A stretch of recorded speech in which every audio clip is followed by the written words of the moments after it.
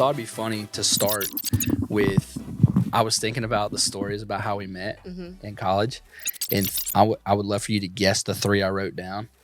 But do you know the first memory I have of me and you meeting and hanging out? No, but on the way here, I was like, this is a total, like, full circle moment. Is it not? Yes. Like, One of them so embarrassing. number one, whenever we were discussing about this being a possibility, I'm like, is it okay to call him Curbs It's at this okay. point in his It's life? okay to call me Like, but so number one, I want to say it was the very first day. First day, it was. That we were moving in at Newberry. And you remember what show was popular at the time?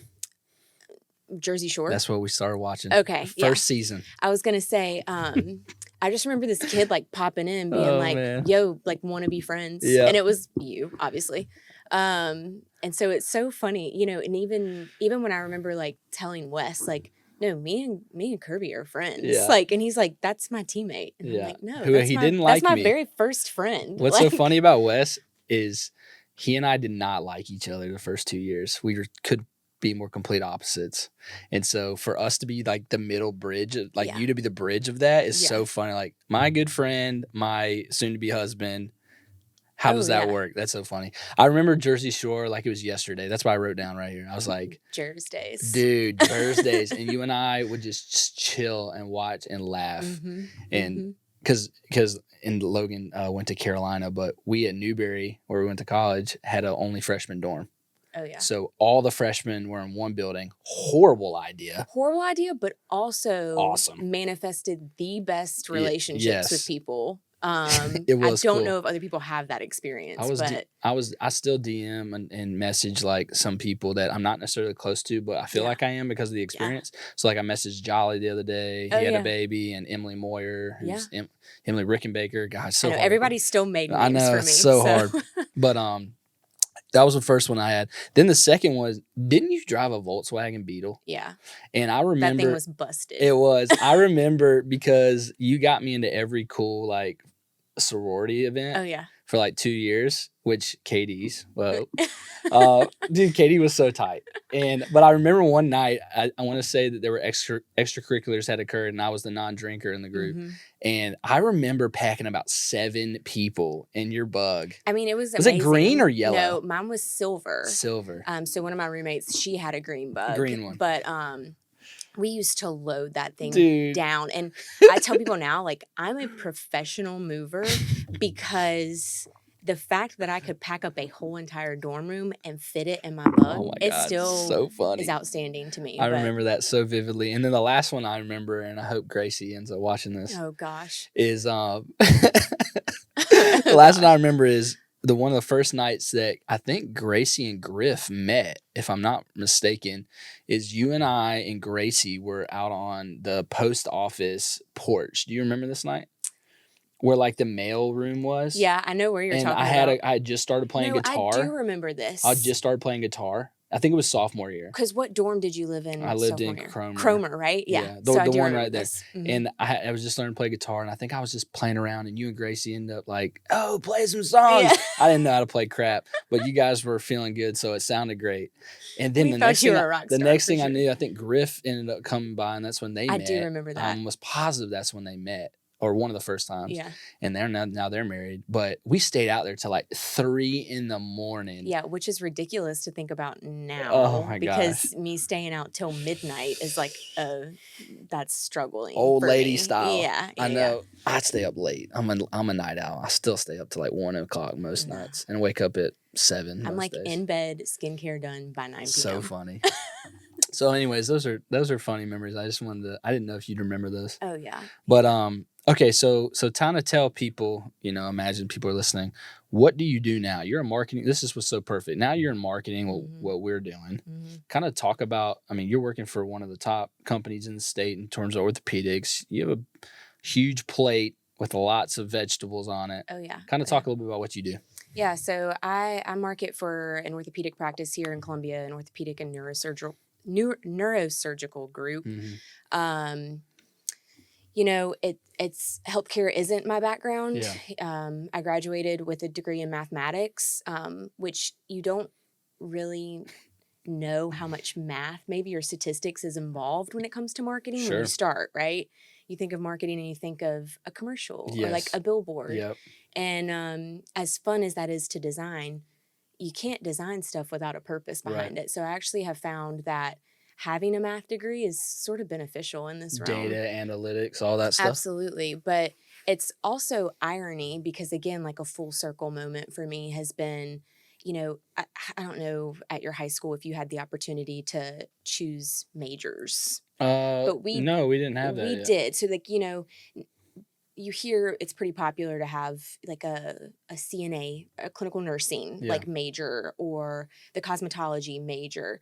Well, at the high school I went to, we could choose outside of sort of those technical fields, and so I chose graphic design. That's and cool. I just loved it. I loved working in Illustrator and Photoshop and designing t-shirts, and so like now that's what I do for a living on top of many other things. Sure. But it's so interesting that that's where my life has ended up. And I'm in charge of, I am the marketing department. So we are a privately owned practice. So not as many locations throughout the entire state, but I do everything, commercials, billboards, internal marketing, external marketing, PR, community events. So it really does cover a broad basis that I again was not fully aware of when accepting a marketing manager position. But it happens so often. Like marketing is so much, I tell people, I actually asked one yesterday, what's your definition of marketing?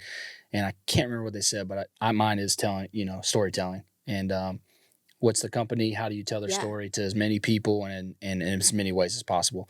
And so you don't realize when you get into it, like how many verticals of communication there are, and that's not even including the inbound stuff. No. Like, do you handle all the email marketing stuff? That's crazy. Yeah. Social media,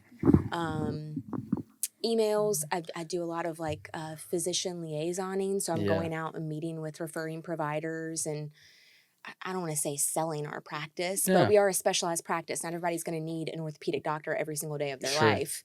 And so just kind of sharing that we're an open and ready to take on your patients when the time is needed. So it's also, it's got like a sales aspect to it too, and I don't know. I've always been one of those girls too who like, I'm in a grocery store, and if something is packaged and marketed in a great way, I'm like, I'm buying it. I don't even know what it is. I don't even know if I need it, but I'm buying it because it's cool. Like, That's how that Prime drink is blown up. Yeah, exactly. I had Prime for the first time yesterday. Have you had it? No.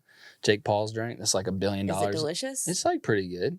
It's like when you put powdered stuff in water and you mix it, but the best version you've ever found. Okay, wow. That's how I deem it. That's what I love to do. Okay, you should try it because it has like 25 calories. And I can get that at any regular grocery store. Gas station, everywhere. It's everywhere. Perfect. It's like the fastest growing beverage ever. Awesome. Anyways, I did the same. I literally thought, I was like, man, it's a cool bottle yesterday. That's me. And I got 2 of them to try the flavors. But okay, where I really want to like land today is on the podcast, and a lot of our listeners and viewers know this, we try really hard to help people see the intersections of work and life, whether you're a business owner or work for a business owner, or just are a part of a company that you care about, and I think it's really difficult to see behind, like for people to understand me, like as a business owner, the life I live is so different. And people think they know what it looks like. So I tried to like be behind the scenes. This is what it looks like.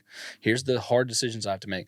Vice versa. I don't think owners and bosses know how hard the life is of their employees a lot of the time. So getting behind the curtain on that side, because I think companies that thrive are companies that understand that everyone is going through things. When we're on the same page and the same team, we can work a lot better than I'm your boss, do what I say. And then I'm an employee, I have to do what they say, know? It just takes a little bit of empathy. Absolutely. Empathy, grace, understanding, and flexibility. I think flexibility is the one that COVID has taught us is important.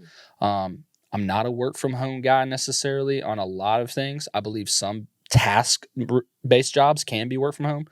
But I think like a marketing team, I personally think it's better to be, because we can brainstorming, knock things off, but we can have that discussion another time. But you have been through something that almost 0.0001%. You probably know the stat, actually. I don't, but I know it's very minimal, especially for the age. So you went through losing your husband. Mm-hmm. You guys were married 2 years, 1 year. We were married for 1 year. We had just celebrated our 1 year just in Hawaii, right? Mm-hmm. And you lost your husband. He was tragically killed, and he was, my teammate, my friend.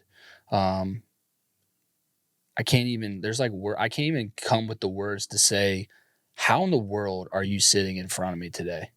So give me like the quick story, because I think it's going to be helpful, because like just to what we were saying off air, everybody deals with loss. This is not to minimize the way you experience loss, because the way you did is, I think, the worst way.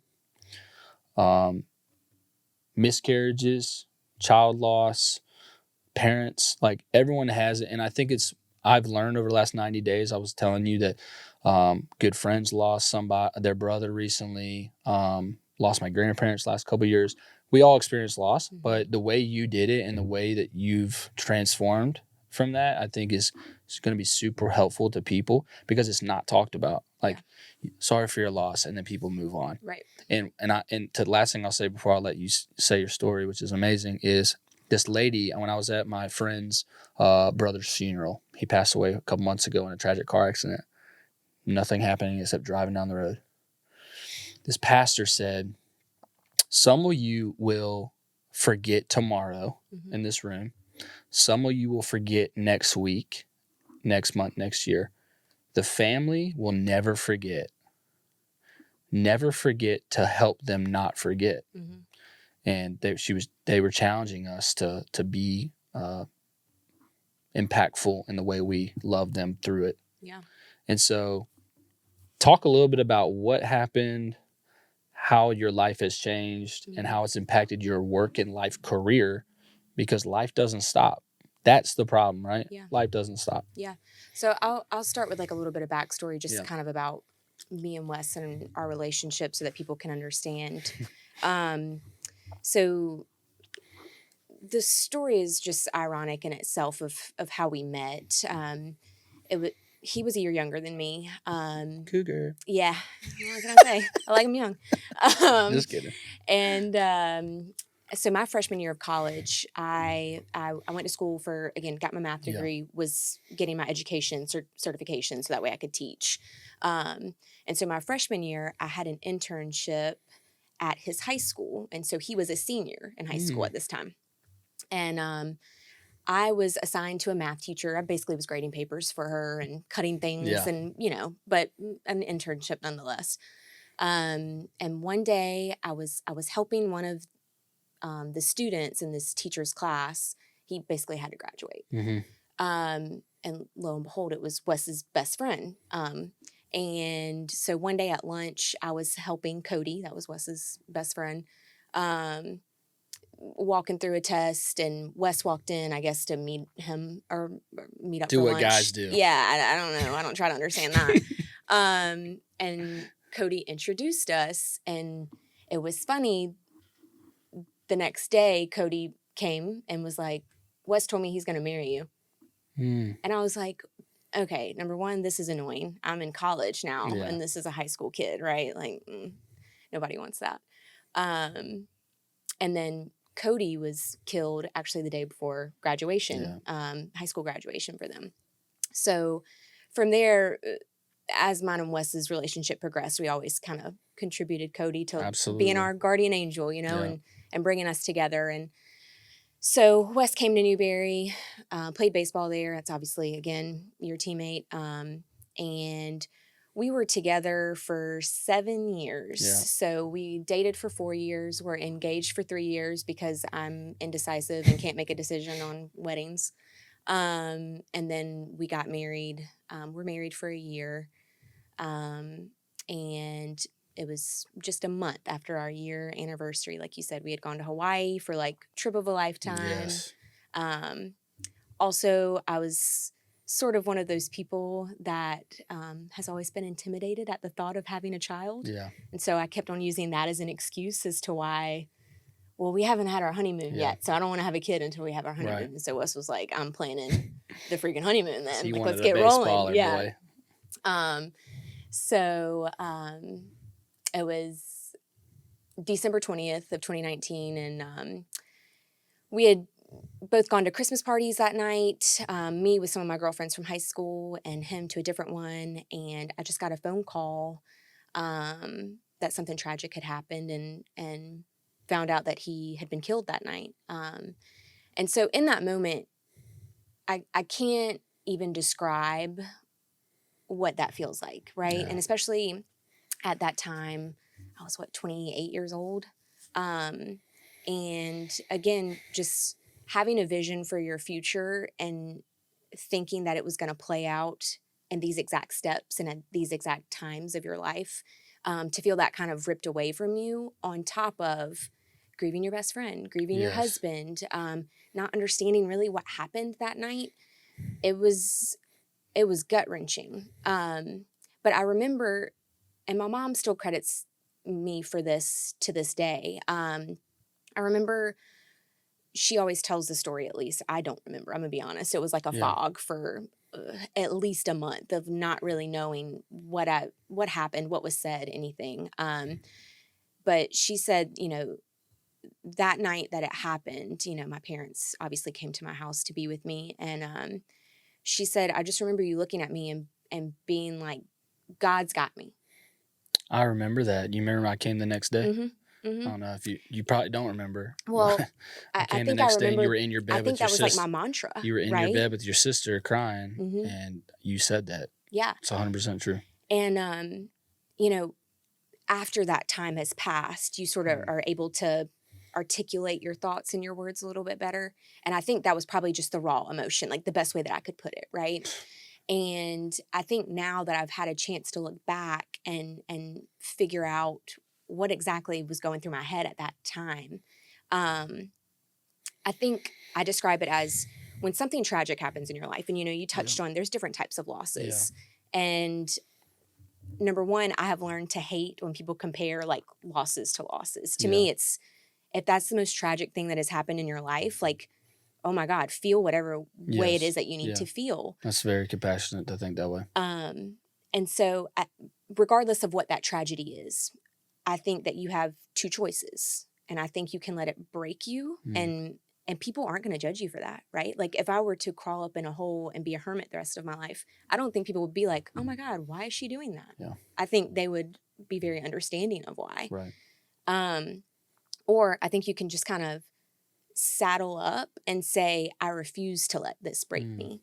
And I think that was just my decision. It was just a mindset. And again, that's not to say that there are days where I feel broken. Right. There was an extensive period of time that I did.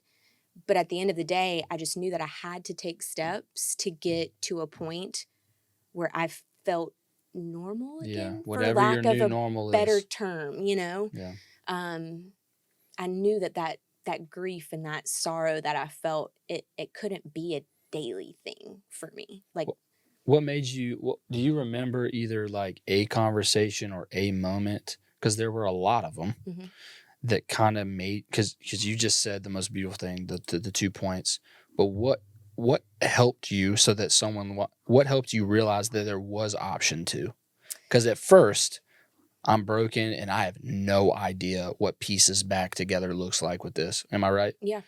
When did option number 2 even come to light for somebody that doesn't see any other option but number 1? Yeah. So I think that I've always considered myself a person of faith. I believe in God. I'm a Christian. Yeah.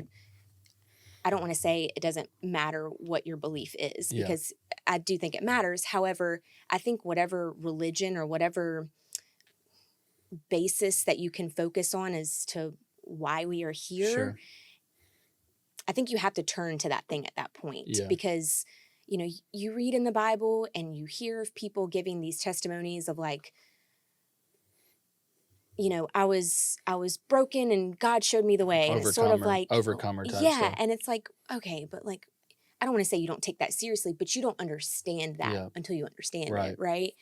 And I think I just knew from an immediate standpoint, like I I have to turn to something that gives me hope. And I think whatever your religion is, it should provide you hope, right? And for me, that was knowing that I still have a purpose. Amen. And so I think I just had to focus on that. I think outside of that, I don't know if you have ever known this about me until I've been more vocal about it, but I have always struggled with anxiety and depression, like from a very early age. People would never know that about you the way you come across. Well, people say that. I don't think I knew that until maybe a year and a half ago when we had lunch with Faith at El Jimador. Yeah. I vividly remember being in elementary school and like having panic attacks because it's just I didn't want to be around people. Yeah. Or I would get so worked up over something. And, I joke around now because you have to find some sense of dark humor, I think, through what you have struggled through.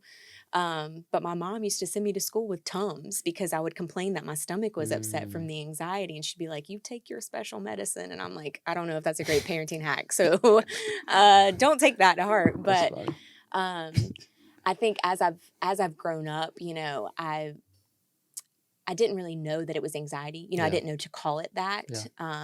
And now, doing research, being diagnosed with that, understanding that there are different ways to treat that. I am, some call me a hippie, dippy, trippy type of person, but like, I like to take holistic approaches on things. And it was sort of my mindset that I'm never going to be stuck on a medication that requires me to take it every single day to feel normal. Okay. Yeah. And so throughout life, I've had to develop ways to cope with anxiety.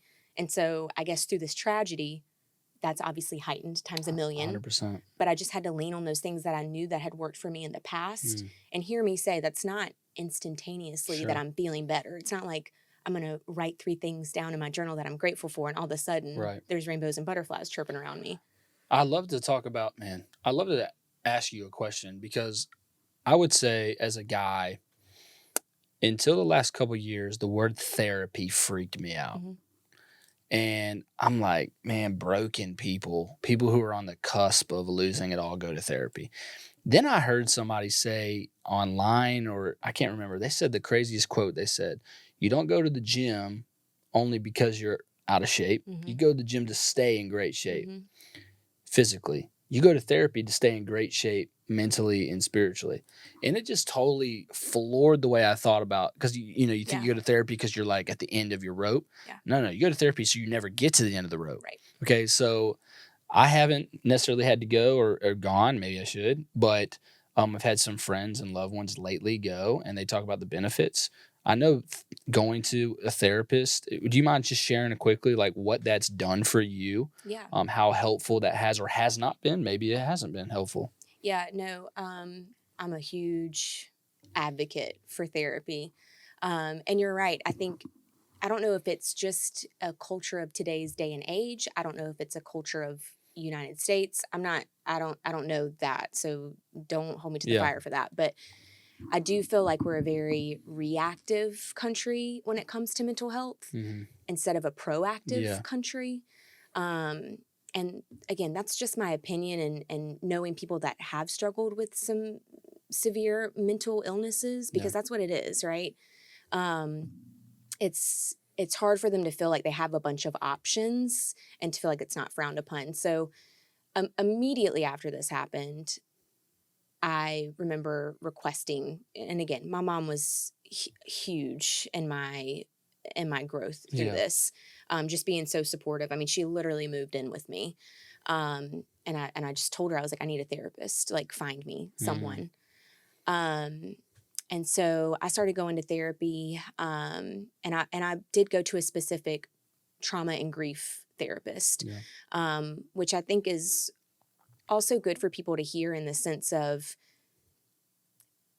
a therapist is there to obviously help you. If you're not meshing with the first person that you go see, like, please go see somebody else. Exactly. Like, there are plenty of therapists out there, and you should feel comfortable and confident with the person that you're talking to. It's like soda flavor. If you don't 100%. Like the first one, try the different one. You don't like a gym, you're going to a different gym. You don't like your doctor, you're going to a different doctor. It's the same thing. Like, don't feel tied to that. So I started therapy, and at first I was going 2 times a week. That's what I felt like was necessary for me to stay afloat. And at first, it was just truly, I credit my therapist, after Wes had passed away, like I couldn't even feed myself. Like I wasn't worried about showering. Yeah. I wasn't worried about if the dishes were washed, Right. And so my therapist really helped me get a grasp on reality in the sense of the only way you're going to feel normal, again, and I use that term lightly because I don't know what else to say, but the only way you're going to feel normal is if you do your normal routine again. So at first it was as simple as you used to wake up every morning and make yourself a protein smoothie. Do that again. That's your goal for this week. You're going to make yourself a protein smoothie every single day. The next week it was you haven't been grocery shopping on your own in 2 months. I want you to go to the grocery store by yourself and let's just see how you feel. And it was sort of somebody to guide you along these steps. Normal rhythms. To get back to a place where, oh, wait, I am a functioning adult again, And then from there, it's really been a process of, number one, I mean, it's been 3.5 years since he has passed away. And so there's different milestones that you hit. There was a lot of emotions surrounding me selling the house that we lived in and trying to find somewhere new to live. Yeah. And there's a lot of emotions around his birthday every single year or our anniversary every single year. And so it's somebody there to sort of be that third party and to say, I think the biggest thing that I've had to struggle with is finding resources where I felt like what I was feeling was okay. Yeah. And I think we had this conversation a couple weeks ago that there are books out there. I'm not discrediting any type of book or blog or whatever that is out there. But in a lot of circumstances, it's women who have lost their husband, regardless in what way, whether that be a medical illness or just old age, but they're older. And so it was very hard for me at 28 to come to the realization, like, I do still have a lot of life left to live. And is it okay that I'm feeling this way? Should I feel this way? And so a therapist has really provided me with sort of that comfort in saying it's okay to feel whatever way you feel because you're right. It's like an emotional coach. Exactly. That's a great way to put it. The way you're describing it. Yeah. And it's sort of validating those difficult conversations that I could riddle my anxious brain with until the cows come home, right? Yeah. And so it was tremendous for me, and it still is. I mean, I still go twice a month. So, and I don't want to say that I don't need her as much now. I think I'll always go to therapy at this point. But I think as time has gone on, you just taper off because the tools that your therapist give you, it should allow you to not need them. Again, just like a medication, you don't need that every day. You shouldn't need your therapist all the time. Right. But you should feel comfortable going to them and asking them for guidance. That's great. We're going to take a quick commercial break, and then we're going to come back and finish up our conversation with Ashlan Camp. Okay, Ashlan, I just have a couple more questions. You've been unbelievably amazing doing this. I think this is one that I'm super interested to hear your response. I wrote this down thinking, I don't know, like I can't imagine your answer. How did coworkers or places you work, because I know you've worked at a couple places during this, last few years while dealing with this tragedy. How did they like encourage or help you and give you flexibility? Like you've shared with me, like there were days you had to call and be like, I can't get out of bed. And they obviously understood that. So I think it's helpful for people, other business owners watching or people who work somewhere to kind of like, oh, okay, that's what's like, that's normal, or a business owner who's never had someone yet experience this, who's worked for them. So can you kind of give some insight on like how can coworkers or bosses be more helpful in times of loss or tragedy? Yeah, absolutely. So I will say that I have been tremendously blessed by the bosses that I've had throughout these 3.5 years. Because as you said, there are still days now that are very difficult for me to feel like I'm going to be a huge asset at work that day. I will say that after Wes passed away, I was working at a school doing some secretarial type work. And I owe that school so much of my healing, or like the progress that I've received through healing. So I don't know how many companies have or what their PTO policies are like, right? But ours, was a bucket. So there was no sick leave versus vacation leave it's versus all one thing. it's all one thing, right? And obviously you don't have an unlimited supply of that. And also, FYI, didn't plan on this happening, right? So use some of it. Right. So I think I had maybe 30 something hours of PTO at the time. It's like 3 days. And also, through the district, this is district policy, it was, there's no bereavement time that gets pulled out of your PTO, right? Or there might have been like a day or two of bereavement time, but needless to say, there's not an extensive circumstance for this. And I'll say that my boss was wonderful in the sense of immediately, I had to call and tell her what happened. And it was, you take your time. You take your time. And just to hear that and maybe not have that pressure of, oh my God, I've got 80,000 responsibilities back at work. That wasn't even really a thought, to be honest. That was my biggest thing when you and I met. I was like, how is she supposed to explain this to like 18 different things that are like friend group normalities, family normalities, work like bills, like because FMLA, which I learned about that recently, it's unpaid leave. So you go on.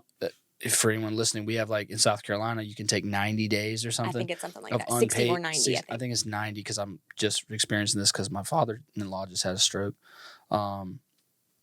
What is that? Like, so you can't work, you shouldn't work, but you can't get paid, and you need to work to pay your bill. Like, it's just a crappy. That was the thought I had. Was like all of your situations. Like, how are you possibly going to rectify them? Well, so my boss again was like, you take your time. Yes. If there's ever a point where it becomes an issue for you pay wise, like we'll figure it out. That was just her statement. And I think at that point, like we had a very great relationship. I sort of looked at her as like a mother figure and still do. We still keep in touch. Yeah.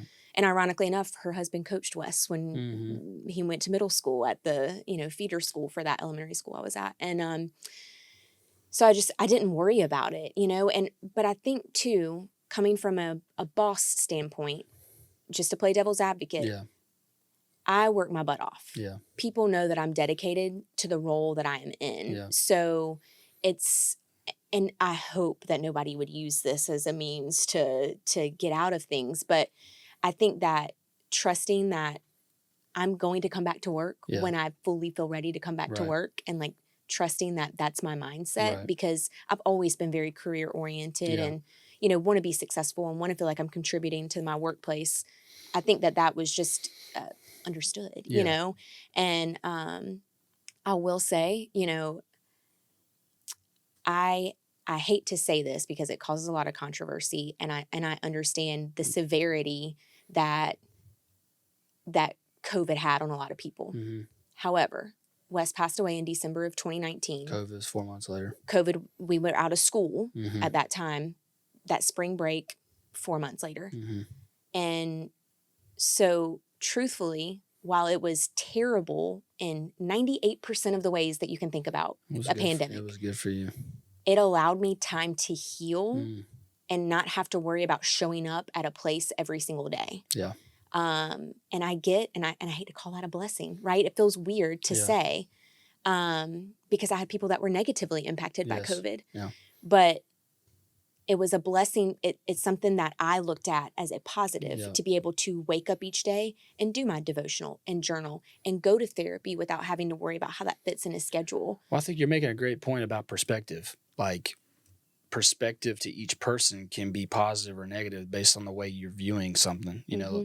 COVID for so many people, not to talk about COVID because gosh, we've talked enough about it, but I think that's an interesting way to see is like, there were, people would say, I got to spend more time with my kids. Like, so I hear what you're saying on that. But I think too, like touching on therapy with that, since then I had the job at the school, I had a different job, and now I'm marketing manager. But each location that I've been at, I'm very upfront and honest that I go to therapy, and it's a non-negotiable for me. Yeah. Like, love it. And not in a rude way, obviously. But my boss knows that there are times every other Thursday that I'm going to therapy and I'm not going to be I'm available. unavailable. And whether that be my lunchtime for the day, or whether that mean that I have to take an hour PTO or whatever, that's okay with me because that's a priority. Well, that's that flexibility we were talking about, like workplaces, and you know more than anybody, and that's kind of want to say from my seat here today. The only thing I have to add to the conversation is giving your employees flexibility, because life happens. You know, like I think yesterday producer Logan was like, "Hey, I've got a small group tonight. Can I leave 30 minutes early?" Absolutely. Yeah. But like our parents' generation, it was like, you better stay until 5 o'clock on the dot and clock out, you know, and it's just like, man, like. And there's still that mentality sometimes, like among coworkers, right? But I think, again, I said this from the jump, it's just that little bit of empathy that I feel for my bosses. It also makes for a very different connection with them, because I feel like they're a little bit more human than they are like this big, mean, scary person. Yes. And that doesn't take away from my respect for them. If anything, it makes me respect them more. That they're okay with, hey, she does have some things that she wants to work through, and I respect that. And that's part of her health, and that's part of her sanity to come here every single day, you know? And I think that's just an outlook that people should have more so than not. It's a great insight. Okay, to wrap this kind of up, because this has been amazing, what's kind of the biggest takeaway or area of growth you've experienced from the strategy, or the piece of advice you would give to somebody who's working their way through it themselves? Do you have something that's just stood out? It does not have to be deep or anything like that, but just one thing that you would say, make sure you do this, or there is hope. What's your message to somebody? Well, I do think that the main message is that there is light, but I think there's light if you're being disciplined. And, you know, I used to get so irritated, like, truth be told, when people are like, one day you'll move on. And like, I hate that. I will never move on from this. This has impacted me, right? Right. And there have been ways that it has impacted me negatively. And there have been ways that it has impacted me positively. But it's taken me time, and it's taken me discipline and determination to get to that point. It didn't happen overnight. Right. Like, I still can't even look back on one day in my life that I was suddenly like, perspective shift. Yeah. I can use this to my advantage. No. Crumbs at a time. Yeah. And so I think, you know, if people are going through a tragedy or a trauma and they're feeling really, really hopeless, I am here as a living proof that number one, you will get through it. One of my mom's best friends passed away from cancer 2 years ago almost. And she was a tremendous advocate for me during Wes's loss. And so it was hard to lose her as well. But something that she said stuck with me. And I think that it has just propelled me through my journey I hate to use that term too, but you use those cliche terms when you have nothing else to turn to. Journeys don't have destinations. But she told, you know, I remember having this really in-depth conversation with her on my back porch one afternoon. Yeah. And I just said, you know, I have a strong faith. I know that God has a plan, but it's really hard for me to understand why I'm still here. Yeah. And it was just that pain, right, that envelops you. And she looked at me and she said, you're still here, so God is not done with you. And I think just holding on to something like that, just the fact that you're still living and breathing, you're supposed to keep going. Yeah, find a rope to hold on to. And I think you can take that like in any aspect of life, right? Like, you're at this job that you're not really happy with. Okay, but like, your work isn't done. Yeah. Right? Like, keep working, keep grinding, keep finding things that give you passion, and hopefully it'll lead you into something that you are really passionate about, you know? And you got to be disciplined. You got to be determined. You've got to have focus, and you've got to have a community too, though, you know? And I know it's really easy to want to isolate yourself during those times and keep your boss in the dark, keep your family in the dark, keep your friends in the dark, because you want to feel strong. You want to feel empowered. You don't want to look weak. Right. That's like the most detrimental thing you can do to yourself during that time. Yeah. Would you say, I feel like this is something I've learned as being a dad and a husband and a dad, but openness and vulnerability is not weakness. It's not. And it's a hard lesson. It's a hard lesson. Yeah. It's hard because I think I've always, you know, prided myself on being, this strong, independent woman, even in mine and Wes's relationship. Like, I'm going to do what I want to do. A few times. You know what I mean? Like, this is what I want to do. This is what I'm doing. And so I have that willpower behind me. But to me, that always meant not showing emotion. Yeah. I don't really want people to know how much I loved Wes. Right. Right? Because, like, ew, that's gross and mushy and gushy. Or, like, I don't want people to know, like, that their friendship really means a whole lot to me. Because it's like. Because if they pull it out from under me. Exactly. Yeah. Exactly. And so I think that if anything I've learned, and I've always been a huge advocate for mental health with my struggles, with some of my family members' struggles, like, it is okay to cry. It is okay to, like, reach out to somebody and say, I just need somebody to talk to. And it's been a hard lesson for me to learn. Again, that did not happen overnight. Right. But I think that once you get that community behind you, again, whether that's coworkers, whether that's family, whether that's friends, and you're comfortable enough to come to those people and say, I really need to talk to you. I really need to get this off my chest. Then you're going to be an advocate for yourself. You're going to feel a whole heck of a lot better than if you keep that bottled up. Ashlan, I don't think you understand, and I hope I don't either, how much this is going to help people. And I cannot. It's crazy that we're here today. Are you 30 as well? 31. I'm 31. I'm about to be. I'll be 31 in 2 weeks. And like you said, full circle from going from 18-year-old friends to what you've been through, what we've all journeyed through, and then now you being able to help people. Yeah. I don't think you ever saw your life being the helper person like this, right? Like, no, like, I've always had a passion. You did your own thing, yeah. I've always had a passion for people, but it gives you a new outlook on life, and just hope that it resonates with at least one person. It will. I'm proud of you. I love you. Thank you. I love you. And thanks for being on the podcast. Yeah, we love you. Of course. Down to Business Podcast. Ashlan Camp here, marketing manager, Midlands Orthopedics, star, warrior. Love you. Love you. Thanks.